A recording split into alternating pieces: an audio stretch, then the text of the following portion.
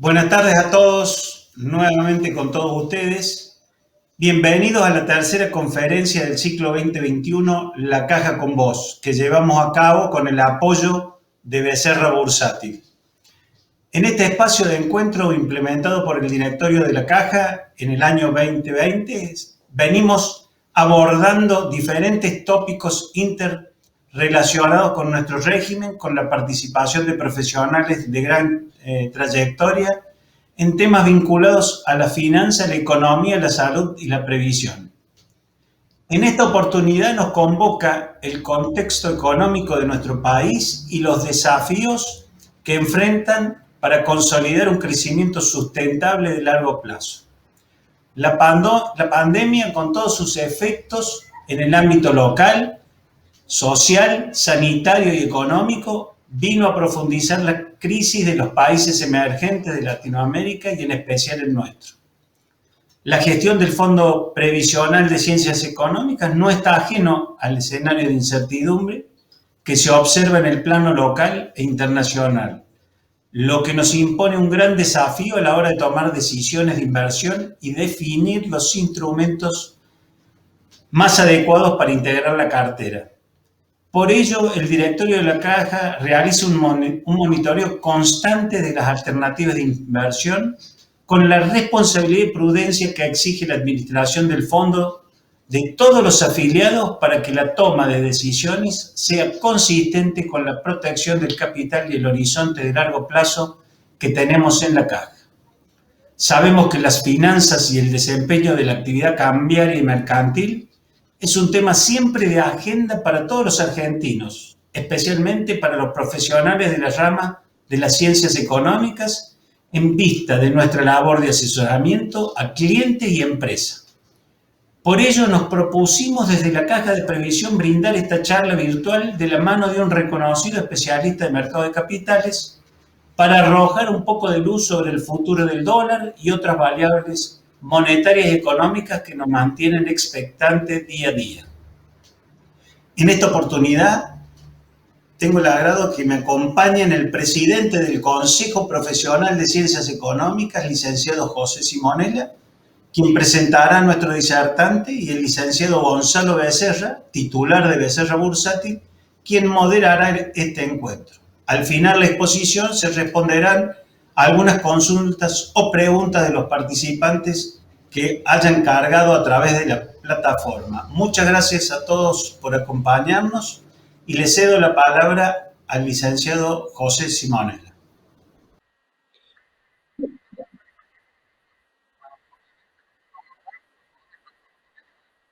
Perfecto. Bueno, buenas tardes. Muchísimas gracias, contador Pisano, primero por traer esta charla para que todos los matriculados puedan participar y escuchar en un momento tan significativo de la coyuntura internacional y, por supuesto, de la economía argentina, donde tantas preguntas tenemos respecto de en qué invertir, cómo hacer para proteger nuestros ahorros, cómo poder intentar de mantenerlo frente a una inflación que avanza, frente a tanta incertidumbre que tenemos en nuestro país y, por cierto, también en el mundo, frente a una Reserva Federal que acaba de decir que no va a subir la tasa, aunque la inflación en Estados Unidos sea significativa. Seguramente Darío Einstein nos va a traer luz sobre estos temas. Darío es un especialista, un experto en mercado de capitales, es director de Research of Trader de Argentina, una consultora muy conocida que realiza muy buenos aportes desde el punto de vista de los mercados de capitales. Tiene un MBA, además de ser contador público, tiene un MBA en la Universidad de Michigan. Ha sido director de la Comisión Nacional de Valores, así que me parece que estamos con la persona indicada para que trate de arrojar un poco de luz. No le pidamos que haga futurología, pero sí un poco de luz respecto de esta situación internacional y por ende nacional. Quiero recordarles que Darío, además de ser hincha de Boca, digamos, me pidió que dijera que también lo quería un club de acá de Córdoba, que yo voy a limitarme a no nombrarlo, después simplemente no. Me pidió que le hiciera reconocimiento público a los hinchas de Belgrano también, que los ayudaron a los hinchas de Boca. Así que Decía Darío, es un conocido de la casa, nos acompañó hace un par de años cuando teníamos oportunidad de tener visitas presenciales en los desayunos financieros que hacíamos, ese día en que el dólar comenzaba a moverse. No sé si te acordarás, Darío, pero ese día que el dólar empezaba a irse a 20 pesos y parecía que iba a aumentar. Tal vez no sabíamos que iba a aumentar a tanto, pero bueno,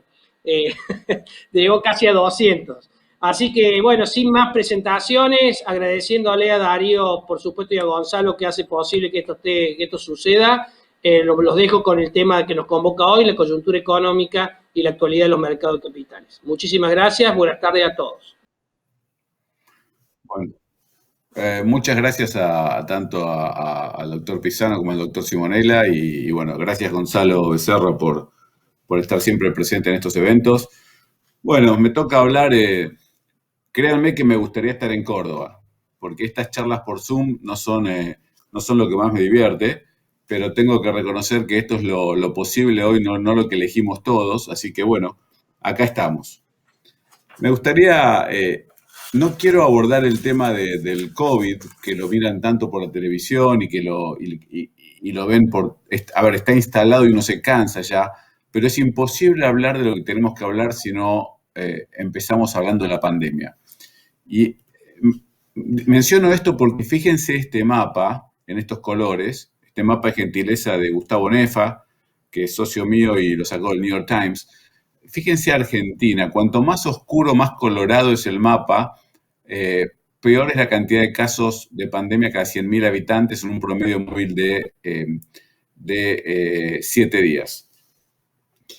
¿Por qué es importante mostrar esto?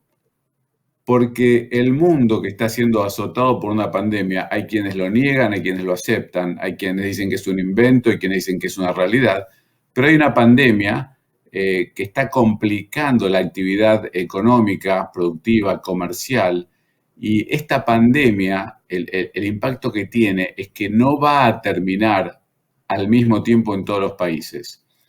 ¿Y esto qué significa? Significa que la salida de la pandemia va a ser desigual. O sea, en un mundo que ya tenía diferencias prepandemia, donde teníamos países desarrollados, emergentes y países que estaban por debajo de los emergentes con grandes niveles de pobreza, probablemente la salida de la pandemia va a profundizar esas inequidades o esas desigualdades y va a dificultar los países, sobre todo el hemisferio sur, que puedan tener una reacción tan veloz como están teniendo Estados Unidos y China. Para que se den una idea, las proyecciones hablan de que este año el mundo como un todo, va a tener un rebote de casi un 6%, un 5 o un 6%, explicado principalmente por el rebote de Estados Unidos y de China. Entre estos dos países van a explicar el crecimiento del mundo en 2021 en un 50%. O sea que dos países llevan la mitad del crecimiento, del rebote económico del mundo, mientras que el resto de los países el otro 50%. Estados Unidos nosotros estamos viendo que va a crecer como piso 6% y creemos que puede llegar al 7%. China, las estimaciones tanto del Banco Mundial, las nuestras en general están dando un 8,4, un 8,5, por ahí un 8,6. O sea que son los dos países que han logrado librarse o lograr cierta inmunidad en su población como consecuencia principalmente de vacunaciones, de campañas de vacunación, de forma tal de que la actividad económica ha reiniciado. Y ustedes que están en Córdoba, nosotros acá en Capital, todos somos conscientes de lo que implica un cierre de actividades, un lockdown. Básicamente los comercios no pueden trabajar, las industrias tienen dificultades. El otro día me tocó hacer un viaje de trabajo a Europa, muy difícil llegar, y me contaba un contratista de allá que las dificultades para trabajar son enormes, porque aún cuando en la construcción los dejan operar, les ponen ciertas limitaciones. Por ejemplo, un espacio de 40 metros cuadrados no puede haber más de 5 o 6 obreros. Entonces, la única forma de salir con fuerza, con mucha fuerza de esta situación, es lograr levantar los cierres o el lockdown o el encierro que nos somete tratar de evitar la propagación del virus. Eso necesita vacunas. Y como todos sabemos, las vacunas son un factor escaso. No solo para Argentina, porque, bueno, entraremos después en el capítulo Argentina, pero nosotros estamos lidiando con las dificultades, tanto con Pfizer, que nos cerramos contrato, con AstraZeneca, que llegan tarde, con las dosis que nos manda Sputnik, que nos llega a la segunda dosis, o con Sinopharm de China, que manda lo que puede. Todos los países están lidiando con lo mismo porque la capacidad de producción de vacunas es muy inferior a los 8.000 millones de habitantes que hay en el mundo. Entonces, se está lidiando con un cuello de botella que en algún momento va a llegar. Pero de vuelta, cuanto antes llegue, más rápido se reanuda la producción en cada país. Y esos países los que lleguen primero van a tener de vuelta cierta ventaja y van a crecer más que los que lleguen últimos. Por ejemplo, y avanzo con esto. Acá tenemos las páginas de los casos de COVID, vacunas administradas. Me gustaría recalcar lo siguiente, que es algo que leí esta mañana en Banco Mundial y me hizo ruido. Se espera que los países emergentes y los países con menores recursos aún que los emergentes, de acá a fin de año, hayan desplazado gente que está relativamente luchando por llegar a fin de mes, que lo desplace hacia el borde de la pobreza. Estamos hablando de 100 millones de personas en el mundo. Esto no tiene nada que ver con lo que pasa en Argentina, esto es mundial, ¿sí? Es lamentable, me toca hablar en momentos feos del mundo, ¿no? Acá tengo proyecciones. Estos slides los voy a dejar para que después los reparta el consejo entre los asistentes a la presentación, pero quiero mostrar las diferencias que hay. Fíjense, por ejemplo, el gráfico este de la izquierda, Estados Unidos, la zona del euro, Medio Oriente, países emergentes, Asia, Subsahara. Estamos viendo que China, India, Pakistán están afectando el sur de Asia. Latinoamérica está muy afectado. África y la zona del Subsahara están muy afectados. O sea, donde no hay vacunas y el virus está entrando a la segunda ola, que es el hemisferio sur, está muy complicado. Bueno, esto me está mostrando, este gráfico ya me mete de lleno en lo que son los G3, la zona del euro, China y Estados Unidos. Básicamente lo interesante de este gráfico es que lo que ustedes están viendo acá es lo que se llama el PMI, o sea, es una encuesta que se hace a los gerentes de compras de las empresas. Esta encuesta lo que está dando es un indicador adelantado. Ellos están anticipando lo que esperan comprar dada la demanda que están teniendo. Y los indicadores adelantados nos están dando que en estos tres sectores del mundo, Europa, China y Estados Unidos, la expectativa es de crecimiento y alto. Ya han superado estas expectativas la crisis que inició el 2019. Pero como contraparte, atento a la cantidad de dinero y estímulos que inyectó el mundo para salir de la pandemia y la actitud que vamos a esperar en los consumidores en los próximos 3 a 6 meses de volver a la normalidad y tratar de que haya la palabra en inglés es catch up, que como que se reacomoden a las necesidades o lo que no han comprado en los últimos 2 años. Se espera que haya alta demanda y se espera que empiece a picar la inflación.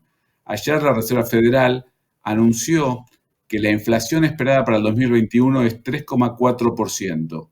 Eso hizo ruido en los mercados. Si ustedes, no sé si siguen mercados, pero seguramente siguen la soja, porque ahí hay zonas productivas muy buenas. La soja hoy tuvo una caída excepcional. Hace mucho que no había una caída tan grande del commodity. Y esto básicamente es consecuencia de lo que pasó ayer, que si hay una inflación que está en 3,4% para el 2021 y la Reserva Federal de Estados Unidos tiene que anticipar suba de tasas, esto implica que se va a fortalecer el dólar en el mundo y que los precios de los commodities podrían empezar a caer o a ajustar. Todavía el precio de la soja en 480 la tonelada es un precio bueno, pero creo que va a hacer que todos reflexionemos acerca de cómo es el nivel de retenciones, con cuánto sí, con cuánto no, porque entre el precio más bajo, el dólar que nos dan, que es un dólar oficial, la cantidad de retenciones y los impuestos, lo que le va quedando al productor es bastante menos de lo que tenían con una soja a $600 la tonelada. A mí me gusta mucho mostrar este cuadro. Este cuadro, la fuente de este cuadro es una firma que se llama Visual Capitalist. Y lo que me está mostrando este cuadro es básicamente la tasa de 10 años de Estados Unidos a lo largo del tiempo. Fíjense que arrancamos en 1798. Esta es la tasa que el Tesoro de Estados Unidos, cada vez que emite un bono de 10 años, contrata. Y arrancamos casi con un 8% en 1798. Fíjense que a lo largo del tiempo, esa tasa se mantuvo. En 1945 llegó a estar en el 2%, pero nunca estuvo tan baja como en este periodo. 1981, no sé si hay alguien que sea tan grande en el grupo que está escuchando, pero había gente que hacía plazos fijos o compraba bonos al 10, 11, 12%, y hablar de un plazo fijo al 8% en dólares era algo razonable, y hace 25 años o 30 años un bono del Tesoro que daba el 6% de 10 años era una muy buena inversión. Bueno, hoy básicamente los bonos están rindiendo 1,5% a 10 años, y si vamos a plazos más cortos y en lugar de concentrarnos en Estados Unidos vamos a Europa, seguimos con tasas negativas. Es decir, si yo quiero comprar un bono de corto plazo alemán, yo tengo que pagarle al Estado alemán por los euros que le estoy prestando. Es al revés. Esta situación es atípica, y esto explica por qué, con tanto déficit fiscal y con tanto gasto estructural y con tanta emisión de deuda, con tanta carga financiera proyectada, los países todavía no están entrando en crisis. Porque si yo tengo una deuda como Estados Unidos de 28 trillones de dólares, donde el 80% está dentro del rango de 5 años, y estoy pagando por esa deuda 1% anual, 1,2, 1,3 según el momento que la emití, todavía la carga financiera, que es lo que interesa, el flujo, lo que está pagando Estados Unidos por eso, es soportable. Ahora, si esa tasa empieza a subir, imaginen ustedes, si mi tasa promedio pasara del 1% al 2%, la tasa de mi deuda, solamente un punto arriba, Estados Unidos tendría que pagar 1% más por año sobre 28 trillones de dólares. Para que se den una idea de la dificultad que va a haber cuando empiece a subir la tasa. Y la tasa puede subir por dos motivos. La tasa puede subir en forma coordinada por la Reserva Federal porque considera que la economía se está recalentando, que la inflación está subiendo, que está aumentando, y van a empezar a equilibrar la tasa, donde sabemos nosotros que el punto de equilibrio de la tasa overnight está entre 2 y 4%. Hoy está en 0. La tasa overnight es la tasa de un día. Entonces, si vemos lo que puede haber a futuro en materia de suba de tasas, el escenario para el fisco de Estados Unidos es bastante complicado. Ahora, hablo de Estados Unidos, pero lo mismo pasa en Italia, España, Alemania, China. O sea, no es un caso puntual. Los países desarrollados han abusado de mecanismos de deuda para paliar gastos, no han bajado el déficit, lo han subido. Bueno, la pandemia ha sido un golpe duro para todos los países, han tenido que buscar recursos extraordinarios. Y acá es un punto que quiero hacer que va a tener que ver cuando hablemos de Argentina. La única forma de poder salir de algo así, en forma virtuosa y sin grandes consecuencias para la población y para el trabajo, es con inversión. La única forma de poder solucionar esto es haciendo que crezca la torta. Caso contrario, va a haber mucha gente que va a quedar sin trabajo, empresas que no van a poder ni siquiera pagar sus impuestos. Entonces, lo que está analizando hoy el mundo y cuando digo el mundo quiero ser más concreto, el G7, no es justo decir el mundo, es el G7, es cómo se sale de esta encerrona con crecimiento, pero sin una suba abismal de impuestos, pero sobre todo con equidad, con justicia social y con una posibilidad de que toda la gente tenga más oportunidades. Y cuidado, una cosa es oportunidades, igualdad de oportunidades, y otra cosa es ayuda social. La ayuda social es en caso de necesidad y urgencia, como los DNU nuestros. En cambio, la oportunidad es algo que necesita la gente para salir adelante y buscar movilidad social. Discúlpeme que me enganche con esto, pero tiene mucho que ver con el modelo de país que vamos a buscar los argentinos también. Entonces, es importante porque lo que está pensando el mundo, el G7, los países poderosos del mundo, debería aplicar a nosotros. ¿Cómo generamos estímulos? ¿Cómo atraemos capital? ¿Cómo hacemos instituciones sólidas? ¿Cómo invertimos? ¿Cómo traemos fábricas, producción? ¿Cómo estimulamos el consumo? Eso afecta al mundo, no solamente a nosotros. Queremos que los chicos de Córdoba y los chicos de Buenos Aires y los chicos de Chaco, Formosa y Jujuy, todos tengan acceso a la escolaridad, todos tengan oportunidades iguales más allá del hogar de donde vienen.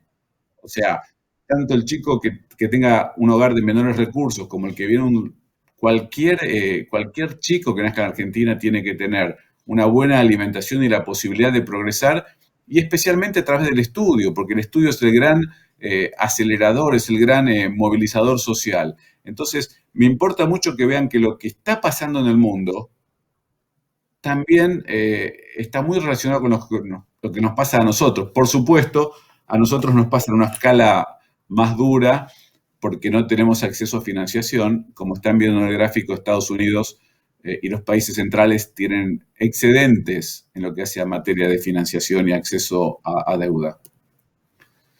Bueno, hablamos de los commodities hace un ratito.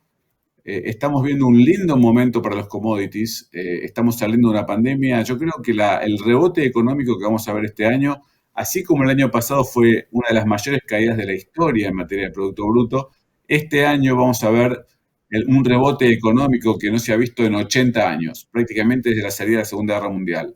Lo que está creciendo el mundo en promedio, y cuando hablo en promedio me acuerdo de un comentario que hace mi amigo Martín Redrado, que dice, ojo con los promedios, porque si uno tiene los pies en el horno y la cabeza en el freezer, en promedio la temperatura le va a dar, pero eso no está nada bien. Bueno, lo mismo está pasando ahora. Muchos países muy castigados, China y Estados Unidos saliendo fuerte de esta recesión, pero en promedio el mundo está creciendo fuerte y ese promedio le está dando que hace 80 años que no se crece tanto. Así y todo, quiero comentarles lo siguiente.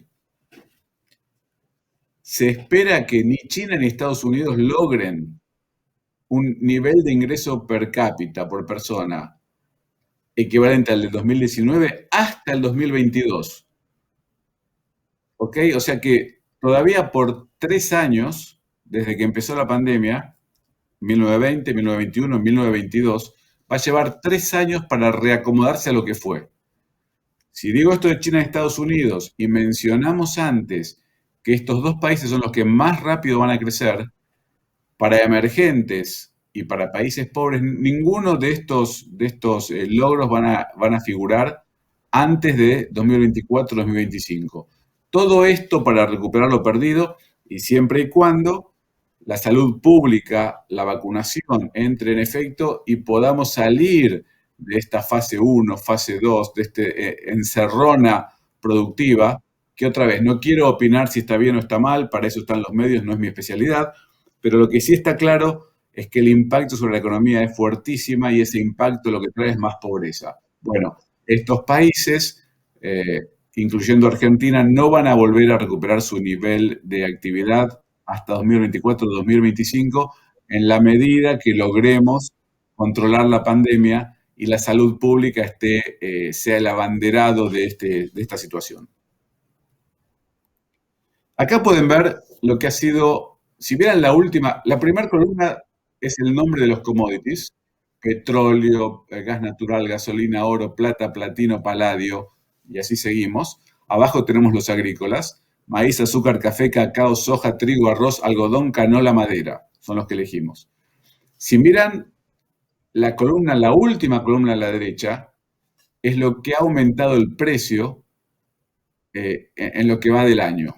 Petróleo casi 50%, tenemos el oro, bueno, el oro está cayendo estos días como consecuencia de lo que pasó con la Reserva Federal, pero el acero un 65%, el maíz un 35%, la soja lleva un 12% del año, sin contar la suba del año anterior. A esto hay que ajustar la caída de hoy, por supuesto.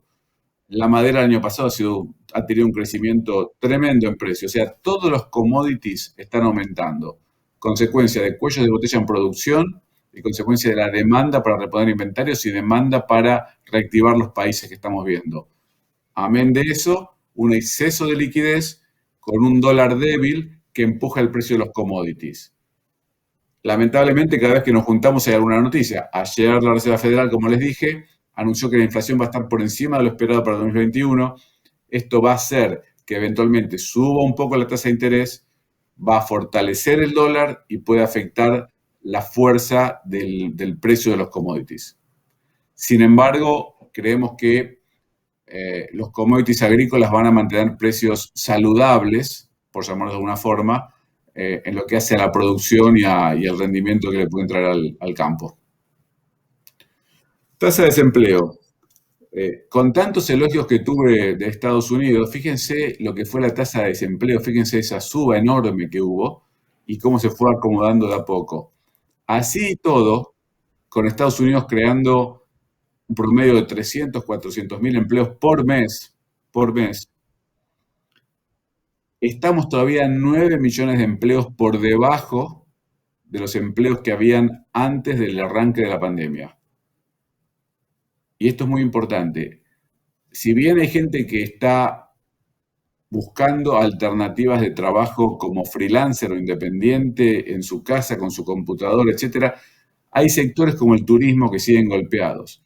Y el turismo es un sector que provee gran cantidad de mano de obra. Servicios y turismo, gastronomía, turismo, malls, locales a la calle, shopping centers, son grandes dadores de empleo.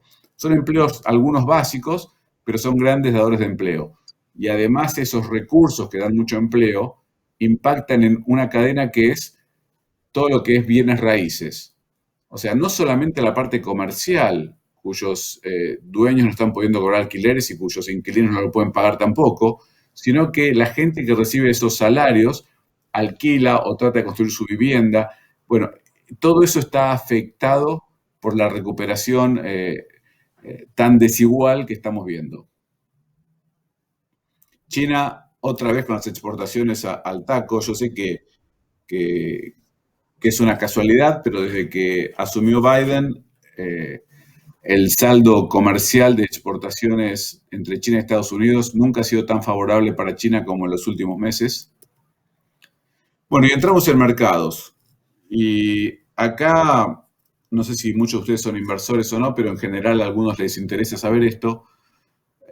A ver, la tendencia del Standard & Poor's, en la medida que la Reserva Federal siga inyectando fondos y estímulos, probablemente siga para adelante, tanto el S&P como el Dow como el Nasdaq, pero hay varios indicadores, algunas firmas de inversión de Wall Street, incluso el amigo Warren Buffett, que tiene, y amigo lo digo en forma cariñosa y es una persona que admiro, tiene indicadores que le están mostrando que hay un cierto techo en lo que es el crecimiento del mercado y podríamos esperar alguna corrección pronto. O sea, no tiene por qué ser de más del 10%, pero tendríamos que estar listos para esperar una corrección. Sí esperamos que lleguemos a 4.500 puntos, 4.600 puntos para fin de año, pero puede ser un camino turbulento. O sea que el que quiere invertir en el mercado tiene que tener estómago, como dicen los bolseros amigos. Y bueno, Becerra sabe de esto: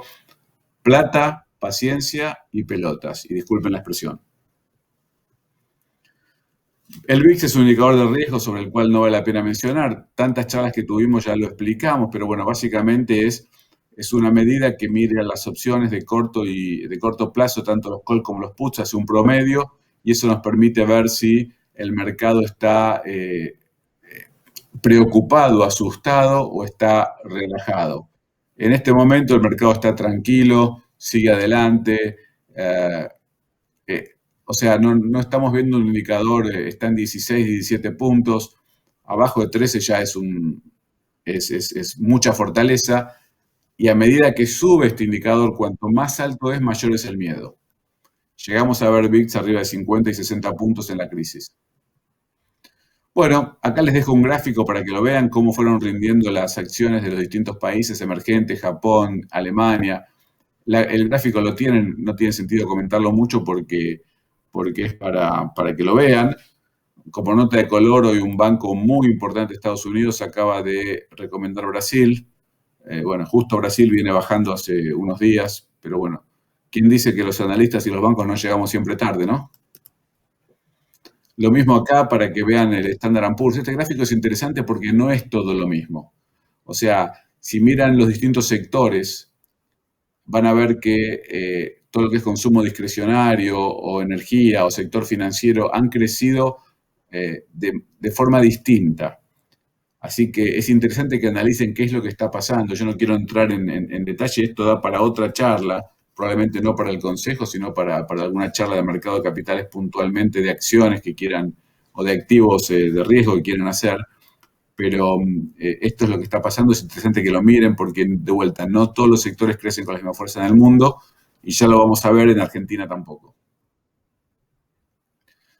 Bueno, un poquito más de acciones, estos gráficos se los dejo. El DXY es un gráfico para ustedes a seguir, que yo lo sigo mucho.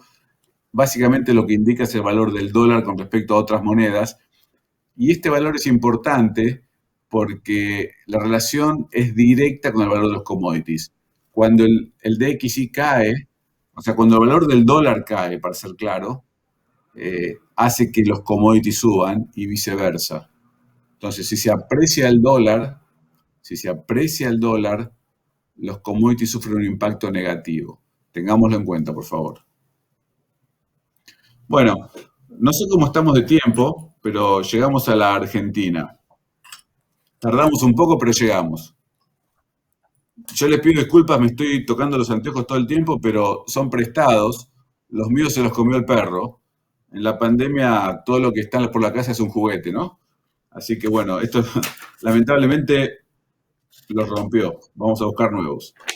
Pero bueno, para entrar en Argentina, hay mucho material de Argentina. De vuelta, es forzoso para mí mostrar primero que nada los gráficos de COVID, pero no me gusta hablar del tema. Ustedes están ya explotados de escuchar casos de COVID y la televisión y los medios y la radio, así que saben mejor que yo lo que pasa. Yo no tengo información mejor que la de ustedes. Es interesante, sí, ver lo que está pasando en materia de vacunación. Si miran a la izquierda, van a ver cómo están vacunando los países. Me gustó este gráfico, por eso lo incluí nada más. Es otro gráfico, creo que este gráfico me lo adjuntó otro socio nuestro, Sebastián Maril, chico muy inteligente, joven muy inteligente, que sabe muchísimo de Estados Unidos. Lo recomiendo si en algún momento da una charla. Y fíjese, Israel, Canadá, United Kingdom, Mongolia, Chile. O sea, hay países que han vacunado mucho, pero fíjese qué interesante. No todos estos países, por ejemplo, Inglaterra o Chile, están logrando levantar lo que es el lockdown, lo que es el encierro. Evidentemente no todo es lo mismo y no todas las vacunas son lo mismo. Por supuesto, cualquier vacuna es mejor que no tener una vacuna, y eso me explicaba hoy un médico. No conocemos todavía los efectos colaterales, los vamos a conocer recién en 2 años, me dice, pero definitivamente el riesgo de contagiarse es más alto que el de aplicarse una vacuna, y es importante vacunarse para poder abrir las economías, para poder abrir los colegios, para poder tener actividades presenciales. Por ejemplo, si estuviéramos vacunados, yo estaría preparándome para comer un chivito en Córdoba esta noche, y ahora me voy a comer unos fideos en Buenos Aires. No es lo mismo, no todo es lo mismo. A ver, Argentina, difícil explicar esto, porque Argentina tiene un viento de cola como hace mucho no tiene. Y usted va a decir, ¿qué me está diciendo usted? Sí, increíblemente tenemos precios de los productos agrícolas que exportamos y que producimos en niveles muy buenos. Hace mucho que no tenemos estos niveles. La tasa de interés mundial está bajísima. No acceder a fondos internacionales no es culpa del mundo, es culpa nuestra. Lo estamos dejando pasar. Pero estos son los momentos donde uno puede, si tuviera acceso a financiación, no para financiar gasto público, sino para tratar de fortalecer la infraestructura, caminos, trenes, logística, puertos, aeropuertos, pipelines o tuberías que puedan unir el país y llevar el gas de Vaca Muerta al resto del país. Estos son los momentos que tendríamos que aprovechar. O sea, que las condiciones externas sean favorables no quiere decir que las podamos aprovechar. Hoy son muy favorables. Y el precio de los commodities, bueno, nos está ayudando, nos ha dado una gran mano. Este año se calcula que van a entrar varios miles de millones de dólares más y eso ha permitido cierta estabilidad financiera, sobre todo con el tipo de cambio. Fíjense este gráfico, quiero mencionar la fuente que es 1816, es un grupo que trabaja muy bien y bueno, mi socio ha pedido prestado el gráfico. Fíjense lo que es la liquidación del agro en lo que va del año. Comparen 2021 con los años anteriores. Estamos realmente en un pico enorme, son solamente 5 meses y todos sabemos que esperamos que en julio afloje esto, pero bueno, han sido 5 meses muy buenos que le permitieron a Argentina. Si ustedes escuchaban a los expertos el año pasado, decían que Argentina necesitaba por lo menos 4 o 5 mil millones de dólares más para evitar una crisis cambiaria. Bueno, acá están, el campo los trajo. Así que gracias al campo y bienvenido a la fortuna que hemos tenido de tener estos miles de millones de dólares adicionales que nos han permitido evitar una crisis de tipo cambiaria. El escenario macro y fiscal, acá lo estamos describiendo, pero me gustaría dejar este gráfico. Este gráfico es del amigo Martín Redrado de la Fundación Capital. Ayer lo escuchaba en una presentación, realmente es muy bueno hablando. Pero acá hay cosas que me gustaría charlar y salirme un poquito de los gráficos y me gustaría hablar del sistema financiero porque es algo que nos toca de lleno. Y me gustaría que se entienda un poco lo que yo estoy viendo.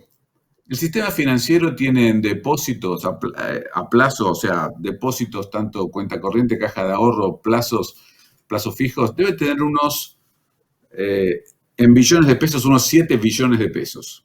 De eso el 70-80% es en pesos. Y las reservas líquidas del Banco Central son 7 mil millones de dólares, que si lo hacemos al cambio oficial deben ser unos 700 mil millones de pesos. ¿Está bien lo que digo? Si nosotros vemos la cantidad de pesos que tenemos con la cantidad de dólares que hay de reservas líquidas en el central, el valor del dólar en 100 pesos no cierra. Por supuesto, esto hace a la confianza en el peso.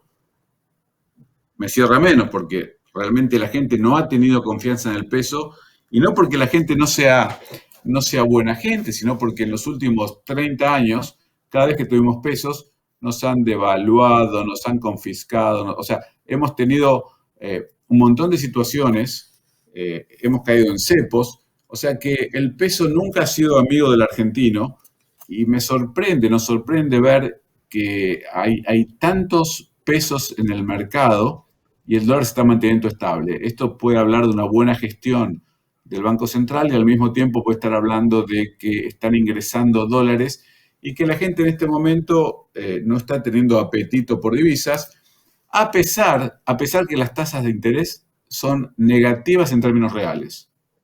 Habría que analizar por qué se da este fenómeno, si el cepo es parte de esto, si hay cierta vagancia o ignorancia en algunos tenedores de inversiones o hay un marco regulatorio muy duro que no permite más conversión, pero me llama la atención que no tenemos tanto poder de fuego, sin embargo está bien contenido el tipo de cambio. Y menciono esto porque el tipo de cambio para mí es más importante a los efectos de la elección que viene que si la inflación da el 3 o el 4% mensual.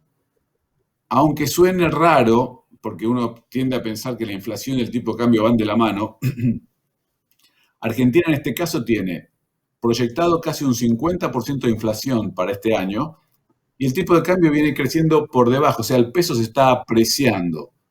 sea, los costos nuestros en Argentina en dólares se están apreciando. Así que si llega a haber algún disparador, podríamos tener el riesgo de algún salto de tipo cambiario. No es lo que el gobierno espera, no es lo que los analistas económicos esperan, pero a mí me llama la atención. Es más, mirando el balance del Banco Central, estamos hablando de un balance que tiene un patrimonio positivo de 1.5 billones de pesos, casi 2 billones de pesos. Estamos ahí, jugando ahí. Dicho esto, ustedes que acá hay muchos contadores lo van a entender rapidísimo. El Banco Central tiene entre sus activos 5 billones de pesos que son letras intransferibles del Tesoro. Son préstamos al Tesoro de largo plazo en dólares que el Tesoro le dio en pago una letra intransferible. Esta letra debería cotizar como mucho, como un bono 40%. O sea que si lo tratáramos como cualquier activo y lo contabilizáramos como corresponde, el balance del Banco Central, el patrimonio neto sería negativo en al menos 1.5 billones de pesos. Esto es importante, no es menor, porque en definitiva el Banco Central, si bien nunca defaulteó, el Tesoro de Argentina ha defaulteado muchas veces, es importante que tengamos en cuenta esto porque no está muy limpio el balance. A nosotros nos preocupa mucho, siempre nos preocupa mucho que el sistema financiero tenga una situación bien pristina, bien transparente. Hemos visto una resolución reciente del Banco Central que autoriza, no obliga, autoriza a los bancos a utilizar bonos del Tesoro, comprar bonos del Tesoro para usarlos como encaje, en lugar de lo que usan del ELIX. Estamos hablando de unos 800.000 millones de pesos. El Banco Central, que tiene un balance con activos públicos hoy, inteligentemente está saliendo del medio y diciendo a los bancos, bueno, compren ustedes. Pero nosotros, que somos viejos lobos de mar, ya tenemos experiencia qué pasa cuando los bancos compran activos del sector público, activos del Tesoro. Entonces nos tiende a preocupar más. Esto lo hilvano directamente con lo que hablamos al principio, hace un ratito nomás, donde hablamos de cómo está el balance del Banco Central y la cantidad de pesos que tiene el sistema en circulación contra los dólares que tiene la reserva líquida. Porque, bueno, todo está relacionado, ¿no? Entonces, creemos que hay alguna actividad positiva, buena, del Banco Central a los efectos de lograr la contención del tipo de cambio. Muchas veces me preguntan, bueno, esto es más de lo mismo, lo vivimos hace 10... No es más de lo mismo. Si ustedes miran el periodo que termina en 2015, 2011, 2015, el Banco Central arranca con 40.000 millones de dólares de reservas líquidas y el ANSES, que en ese momento pasa a ser del Estado, las jubilaciones, tenían una cantidad enorme de dólares y activos dolarizados. Eso se fue consumiendo, eso fue un stock que se consumió.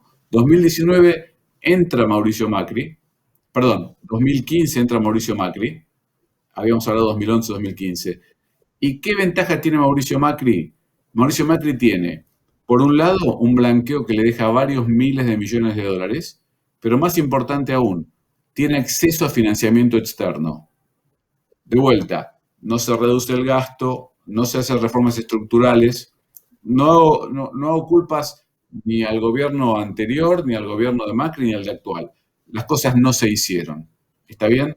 Entonces, lo único que agotamos fue el endeudamiento, el crédito que tenía el país lo agotamos y también las reservas. En este momento no tenemos ni reservas ni acceso a financiamiento. Lo que nos queda es la suerte de que el campo está generando más divisas, pero cuidado, también tiene un límite. Entonces, en este momento que nos ha tocado lidiar con una pandemia, tenemos un gasto público altamente elevado, no tenemos stock y no tenemos acceso a financiación. Y eso puede presionar mucho en lo que es la financiación en pesos. Así que a estar muy atentos con las tasas. Los bancos tienen el estímulo para pasarse de prestarle el ELIX al Banco Central a prestarle bonos al Tesoro, ya que la diferencia de tasas está entre 8, 9, 10 puntos, 7, 8, 9, 10 puntos. O sea que desde el punto de vista económico hace sentido. Hay que ver si para los bancos, sobre todo extranjeros, hace sentido el cambio de perfil de riesgo. es mucho más riesgoso prestarle al Tesoro que prestarle al regulador, al Banco Central. Repito, el Banco Central esta medida la sacó como voluntaria y al mismo tiempo le da la posibilidad a los bancos, en caso que compren al Tesoro, de recomprárselos o por lo menos de tener pases contra esos bonos. Crecimiento de la economía. Bueno, estamos esperando un crecimiento del 6% de la economía argentina para este año, luego de una caída del 9,9%. Hemos tenido una de las caídas más grandes del mundo el año pasado y la recuperación tiene acá, estamos viendo un techo del 6%, pero de vuelta, todo esto asumiendo que no haya una cerrazón, que no haya un cierre, perdón, quiero hablar en español, un cierre de la economía nuevamente muy fuerte, porque eso va a hacer caer todos los indicadores nuevamente.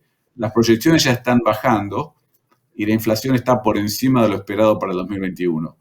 Esperemos que no tengamos que cerrar la economía. Por supuesto, no me meto en temas de salud. Si hay que cerrarla, va a ser decisión de los gobernadores, de los intendentes, del presidente. Pero esperemos que no tengamos que llegar a eso, porque necesitamos que el país crezca para que la gente esté mejor desde el punto de vista económico y para poder empezar a producir, a crecer y a que la gente empiece a salir de lo que es el nivel de riesgo y niveles de pobreza que estamos teniendo. Bueno, este es otro gráfico que me gustó mucho del amigo Redrado. Como ven, lo menciono, ayer lo escuché y me encantó la charla. Y se los voy a dejar, pero claramente no todos los sectores son lo mismo. Hablamos en el mundo que no todo es lo mismo. Hablamos de sectores, tecnología por un lado o lo que es compra por tener por un lado contra los shopping centers por otro lado. Vamos de vuelta a la Argentina. Agro, construcción, automotriz, siderurgia, software, negocios que andan muy bien. Telecomunicaciones tiene un panorama positivo, tiene un temita que tenemos que mirar ahí, que son las tarifas. Y bueno, en amarillo electrodomésticos, textil, alimentos y bebida. Acá, en este grupo en amarillo, estamos viendo donde hay mucha suba de precios por ahí por encima del promedio. Y hay sectores como telecomunicaciones, energía, que son los que más están siendo golpeados por los controles de precio. Por último, vemos transporte y turismo, claramente. Mientras no se abra la economía, no hay turismo, y sin turismo hay muchísimo menos trabajo, muchísimo menos consumo. El turismo es clave. Y les digo algo que ustedes probablemente ya saben. Argentina debe tener en un año normal entre 3 y 5 millones de turistas. Si Argentina solamente se dedicara al turismo, invertir en turismo y lograr tener entre 10 y 15 millones de turistas por año, 5 a 10 millones más por año, Argentina podría vivir solamente de eso. Tengamos en cuenta que España, por ejemplo, tiene 80 millones de turistas por año. ¿Sí?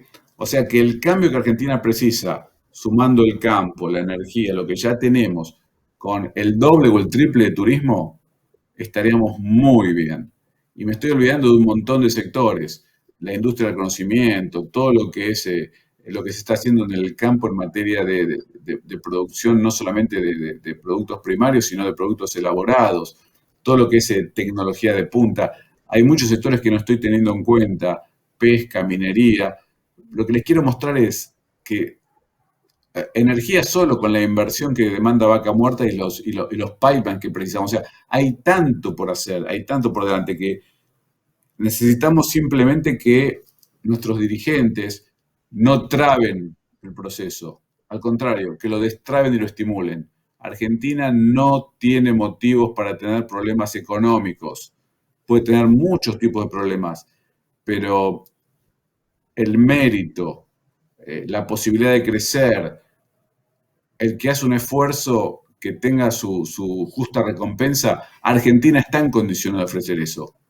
Pero estamos fallando, estamos fracasando en cómo lograr hilvanar el proceso para que sea un proceso virtuoso.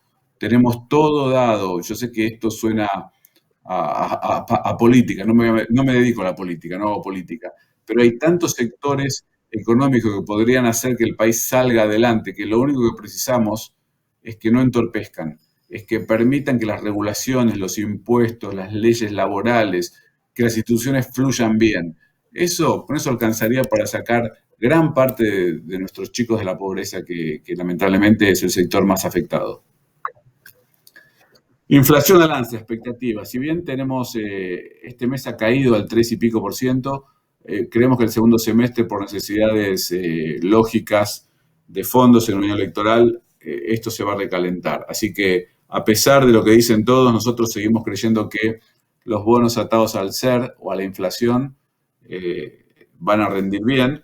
Son una opción para quien esté obligado a estar en pesos o elija estar en pesos. Recordemos que la deuda local del Tesoro está 72% atada a la inflación, al SER. Así que lo único que se puede licuar con inflación son sueldos y salarios, nunca la deuda. Bueno, estamos esperando, si miran estos cuadros, este cuadro y el que sigue, lo que estamos viendo es que la tasa está a la baja, vuelvo para atrás, y que el tipo de cambio está marcando, el tipo de cambio futuro está marcando un dólar a la baja. O sea que la confianza que está teniendo, por lo menos los analistas económicos que votan en el REM, en el Banco Central, están mostrando que no ven riesgos cambiarios ni riesgos de tasa de interés, por lo menos de acá a fin de año. Bueno, déficit fiscal, no hace falta que hable mucho de esto, todos sabemos que el déficit fiscal es uno de nuestros grandes problemas. En amarillo, lo que es hasta ahora, y acá me gustaría mostrarles un cuadro interesante. Este cuadro, antes hablaba de Santiago Montoya, lo mencioné porque es hincha del Belgrano de Córdoba y nosotros los hinchas de Boca lo vamos a recordar siempre con cariño. Pero bueno, este es un gráfico que Santiago y Marina del Pojeto confeccionaron para una charla de ellos y le pedí a Santiago para usarlo. Fíjense que la recaudación ha venido muy bien, pero hay algunos ítems que son llamativos. Por ejemplo, bienes personales, 238% de incremento. ¿Qué es lo que está pasando? Bueno, subieron la alícuota. ¿Se acuerdan cuando Macri invitó a la gente a blanquear? Cuando el equipo económico anterior invitó a la gente a blanquear, armó una escala de reducciones de la alícuota de bienes personales. Bueno, entre que los mínimos no imponibles se han quedado estancados contra la inflación y la alícuota ha subido nuevamente, ese excedente de recaudación de bienes personales no la vamos a ver. Es un ejemplo. Así pasa con muchas cosas. Y acá este gráfico también me gustaría mostrarlo porque si nosotros vemos la línea gris, miramos la línea gris, vemos que la recaudación del IVA ha variado año a año en forma muy interesante y eso es lo bueno. O sea, se ve que hay un aumento en la recaudación que lo hemos visto. O sea, el número total de la recaudación ha sido muy bueno. Pero cuidado, cuando desarmamos ese número, cuando vamos ítem por ítem, probablemente haya muchos de estos factores que contribuyen, o impuestos que contribuyeron a que sea así, que no van a ser recurrentes, que no se van a repetir en próximos años. Fíjense, abajo se ve una línea roja punteada. Esa es la comparación en lugar de año 2021 con año 2020, cuando comparamos el 2021 con el 2019, que era previo a la pandemia, y con un nivel de actividad normal. Y estamos 18% por debajo de eso. O sea que todavía tenemos mucho camino por andar y, nuevamente, la pandemia está impactando muy fuerte. Es importante que logremos, de alguna forma, cierto nivel de confort en la salud pública y poder salir adelante con actividad económica. Dólar futuro, fíjense en el gráfico de la izquierda, lo que les mencioné antes. Ese gráfico, miren la caída que hay, miren cómo fue cayendo el precio del dólar futuro desde mayo hasta hoy. O sea que las expectativas son que el dólar, el Banco Central lo va a lograr mantener planchado y como les decía antes, es importante electoralmente para este gobierno porque consideran, o así lo han manifestado, que es un factor que juega mucho en las elecciones. Tipo de cambio multilateral, se lo dejo para que lo vean. Bueno, esto lo que nos muestra es que la gente está comprando bonos largos más que bonos cortos, o sea, haber más riesgo de default en el corto que en el largo plazo. El Merval, muchos me preguntan qué está pasando con el Merval, que sube. Muchas ideas, muchas teorías que pasamos de ser mercado emergente a mercado de frontera, entonces los fondos de frontera empiezan a comprar, otros me dicen que hay una demanda en Brasil y en este tipo de activos para el hemisferio sur, y eso está arrastrando a Argentina también. Hay otros que me dicen que básicamente, bueno, hay 50 teorías. Mi teoría es bastante más simple. En la medida que se empieza a ver que las elecciones de medio término empiezan a no ser tan favorables para el gobierno actual, para el oficialismo, el mercado empieza a rebotar. Y eso es probablemente muy simple o muy simplista la visión, pero es una visión directamente muy macro, muy política, y yo creo que si miramos lo que pasó en las PASOs del 2015 y miramos lo que pasó en el 2013, o sea, Argentina todavía sigue siendo un play político. Es muy difícil relacionarlo con esquemas económicos. Así que yo sigo, por ahora, mi visión es que en la medida que el partido incumbente, el oficialismo, no gane las elecciones, la mayoría en las cámaras, en las elecciones a medio término, la bolsa puede dar un salto importante, pero de vuelta, es binario, es 0 o 1. El que empieza a acumular activos esperando ese momento le puede ir bien o le puede ir mal. Ni siquiera más o menos. Es bastante binario el resultado. Bueno, sabemos que Argentina el 24 de junio va a ser recategorizado, o creemos que va a ser recategorizado. Entró a ser el mercado emergente hace no muchos años, y el 24 de junio se va a definir si sigue siendo emergente de frontera o algo que se llama standalone. Nosotros creemos que va a ser de mercado de frontera, pero no agrega mucho valor a esta charla. Sí es cierto que como mercado emergente hay muy pocas acciones argentinas que están incluidas, ya que nuestro peso en el índice de mercados emergentes es muy chiquito, es menos del 1%. Entonces, Globant es la gran acción que compran los fondos, casi el 70% de los fondos compra eso, Adecoagro y alguna más. Y si miran Globant y Adecoagro son más internacionales que domésticas ya. En cambio, cuando pasemos a ser de frontera, como vamos a ocupar un nivel, yo diría, al mismo nivel que Vietnam. Vietnam tiene un 30 y pico % de lo que es el volumen de mercado de frontera. Argentina puede llegar a aspirar a tener un 20 y pico junto con Vietnam, bajar Vietnam, subir Argentina.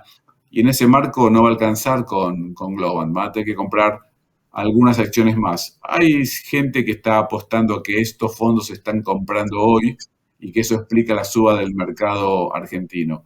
Yo sigo con mi visión de que es un political play. Bueno, y con esto me gustaría, yo creo que ya estamos en el tiempo, es más, me he excedido el tiempo. Yo les voy a dejar la presentación, incluso si miran acá están las acciones que nos gustan de Argentina en este momento, los sectores de CDRs, o sea, acciones extranjeras, les dejo también, y una serie de anexos para que lo estoy pasando rápido, pero los van a tener a disposición si se contactan al consejo profesional, a aquellos que han asistido a la charla. Bueno, con esto le doy lugar de vuelta al presentador, al orador, y agradezco mucho la atención de todos ustedes y espero haber sido útil. Y creo que tenemos preguntas y respuestas si es que hay. Bueno, buenas tardes a todos. Muchas gracias, Darío. Gracias también al Consejo de la Caja por la oportunidad esta. Bueno, hay algunas preguntas, te las leo. La primera creo que ya la contestaste. La primera está relacionada, era justamente, te preguntaba sobre la causa que crees vos del rally reciente en las acciones argentinas. O sea que antes de pasar a las internacionales, aprovecho y meto yo mi consulta, a ver cómo la ves, en base a otras preguntas que he tenido. Suponiendo, a ver, la pregunta va más que todo, ¿cómo ves la situación económica y macro en los mercados después de las elecciones? Creo que es una pregunta que está haciendo todo el mundo.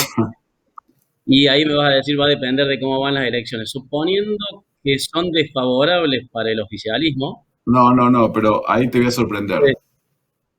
Ahí te voy a sorprender. El futuro no va a estar atado a las elecciones. Argentina está haciendo un gran esfuerzo para llegar a las elecciones con cierto control de las variables macros y con el dólar pisado. Yo creo que lo que sea que, no importa el resultado de las elecciones, hoy estamos mejor que ese día. O sea, lo que se viene va a ser muy difícil controlar todas las variables, las necesidades sociales que ya son muy altas, el tipo de cambio, la inflación, la emisión monetaria que va a haber en los próximos meses, la deuda en pesos, o sea que el escenario post-elecciones va a ser muy duro, no importa quién gane, y va a demandar algunos ajustes necesariamente. Lamentablemente no soy optimista, no importa quién gane las elecciones. Disculpame por la respuesta, ¿eh? No, está bien, era justamente eso y un poco la consulta sobre, creo que depende un poco también de la lectura que haga el gobierno sobre ese resultado, ¿no? Y si, hacia qué lado reaccionan. Para mí, esa era un poco la pregunta, si qué lado crees vos que pueden llegar a reaccionar, ¿no? Por ejemplo, te doy un ejemplo, no sé, los bonos ajustables por inflación, que son algo que hoy ayuda a que haya mercado en bonos locales, dependen obviamente en gran parte de la credibilidad que tenemos en el INDEX, que hoy creo que está funcionando. ¿Cómo ves eso también después de las elecciones? Si eso puede seguir como está actualmente o no. Está bien. Yo estoy creyendo, a ver, si yo tuviera que invertir en pesos, tomaría bonos atados al ser, como te dije antes, porque creo que la inflación va a ser difícil de controlar, sobre todo al final al final del tercer trimestre.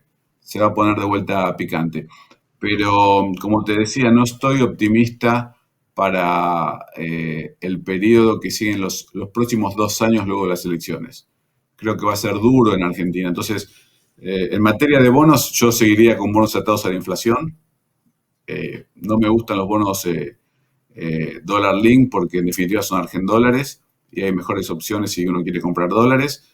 La tasa fija no sirve porque ya sabemos que la moneda se deprecia muy rápido.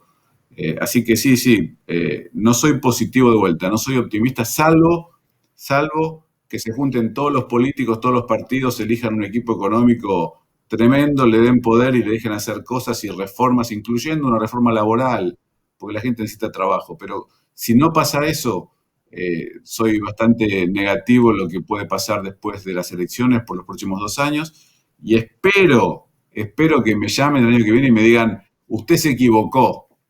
Estaría súper contento si me dicen que me equivoqué. Me encantaría equivocarme porque me encanta Argentina y me encanta vivir acá. Está claro. La otra pregunta es sobre los commodities agropecuarios. ¿Cómo los ves hacia futuro? Me parece que obviamente alguien relacionado con el campo está preguntando si liquida o los guarda. Escuchá, yo estoy viendo que hay una caída, es cierto, hemos visto una caída de los picos hasta ahora, pero creo que en el mediano plazo va a haber un repunte. Nosotros estamos creyendo que en el mediano plazo se van a mantener los precios de los commodities agrícolas, pero sí esperábamos una caída, yo creo que lo mencioné en algún artículo, que pero va a haber un mantenimiento, se va a mantener firmes y sólidos, la demanda es constante. Por supuesto, hay que ver producto por producto, ¿no? No es lo mismo madera que soja, que maíz o trigo, pero en principio, si hablamos en líneas generales, creemos nosotros que va a mantenerse la demanda y más allá de estas situaciones de los mercados financieros, porque hay mucha cobertura y mucho futuro y opción en los commodities, dado los grandes volúmenes y la liquidez que tienen, pasan estas cosas, pero yo creo que vamos a tener buenos precios por delante. Perfecto. Y después otra consulta que tengo también a nivel internacional es, dice, parecía que hasta ayer existía cierto consenso de la Fed en relación a que no iba a haber inflación o que la inflación iba a ser más que todo coyuntural, dice, de corto plazo, transitoria, perdón. Y bueno, ayer la Fed sembró cierta duda sobre eso. Bueno, ¿cuál es tu mirada? Preguntan acá sobre ese tema. Bueno, la pregunta es muy clara, explica muy bien lo que pasó. Yo creo que la Fed está dándose cuenta que la inflación está viniendo para quedarse. Un 3,4% está por encima del famoso 2% que siempre habló la Fed. Y la pregunta es muy buena porque ayer tuvimos eso que por ahí pasó desapercibido para muchas personas, pero la Reserva Federal ayer por primera vez hizo un anuncio que la inflación que se esperaba, tuvimos 2 meses de inflación alta en Estados Unidos, sobre todo precios al consumidor, que no estuvieron tan influenciados por alimentos. Eso es interesante, ¿no? Porque si miramos la inflación que viene, si sacamos energía y alimentos del cálculo, fue más alta la inflación total que la inflación sin alimentos y sin energía. O sea que el impacto de los alimentos increíblemente en el mundo no está haciendo tanto efecto en los países desarrollados. Sí tiene mucho impacto en los países más pobres que necesitan comprar e importar alimentos. Pero en Estados Unidos no ha sido el caso. Bueno, dicho esto, está bien la pregunta porque por primera vez la Fed dice, cuidado, esta vez la inflación puede ser de verdad, puede haber venido para quedarse, no es coyuntural. Si eso pasa, la única forma que tiene la Fed para combatir un brote inflacionario es la suba de tasas. Sube la tasa, se fortalece el dólar, bajan los commodities. Entonces, es muy importante para nosotros monitorear esto. Y no solamente por ese lado, sino que si sube la tasa y sube el dólar, a nosotros nos va a costar más juntar dólares para pagar la deuda y la tasa de interés va a ser más alta, o sea que la carga financiera sobre nuestro endeudamiento, sobre nuestro stock va a ser más alto. Entonces, es importante, es muy buena la pregunta, no sé quién la hizo, pero es muy buena la pregunta y es un tema a seguir muy de cerca porque tiene un impacto en lo que producimos, en lo que debemos y en lo que tenemos. Perfecto. Ahora vos mostrabas hace un rato unos gráficos o comentabas sobre lo que es el endeudamiento internacional, ¿no? Tanto de Estados Unidos como todos los países industrializados. Y yo creo que a nivel corporativo no es mucho menor, ¿no? Lo que es la deuda hoy en el mundo. Viendo lo que pasó en 2008, ¿no?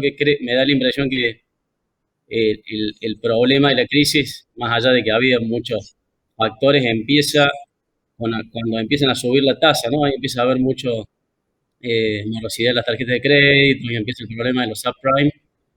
No sé tu opinión, pero me da la impresión de que los países en general, ya desde 2008, tienen mucho miedo a subir las tasas, ¿no? Por lo tanto, yo creo que sería esperable unas tasas negativas en términos reales hacia adelante. No veo que realmente las suban lo suficiente. En la medida, pero vos pensás lo siguiente, ¿no? Vos sos un administrador de fondos y reconocido. En la medida que las tasas de interés te den negativas, ¿cuál va a ser tu reacción? ¿Vas a invertir o vas a esperar o qué vas a hacer? O sea, el tema es, vos podés elegir en la medida que el mercado te permita elegir. Pero si vos no corregís, el mercado te corrige solo. O sea, cree en el mercado, porque yo puedo tratar de evitarlo, pero el mercado toma sus decisiones. Pero hay un punto interesante que te quiero mencionar y que vos trajiste a cotación que yo no lo mencioné. Hay 3 puntos que el Banco Mundial mira con peligro de estrés. Uno es la salud, lo que estamos viviendo con la pandemia. Otro es la estabilidad financiera, que lo mencionamos, bancos centrales, sector financiero, que otro día vamos a hablar de cuánto prestan los bancos al sector privado en Argentina, porque el 75-80% no se presta. Es básicamente transaccional. Pero el tercer punto que menciona el Banco Mundial, y esto hace lo que vos decías, es el riesgo de quiebre de las empresas. Y yo no lo mencioné porque tampoco quería tirar tanta pálida en la charla, ¿no? Pero bueno, ya que estás consultando eso, el Banco Mundial es el tercer punto que ve como peligroso. Ok, perfecto. Bueno, le vuelvo a ceder la palabra al contador Pisano. Muchas gracias, Darío. Muchas gracias a todos. No, gracias a ustedes.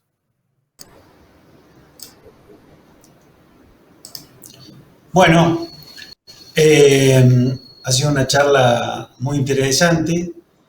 Les agradezco a todos por su participación y por el interés demostrado en estas conferencias.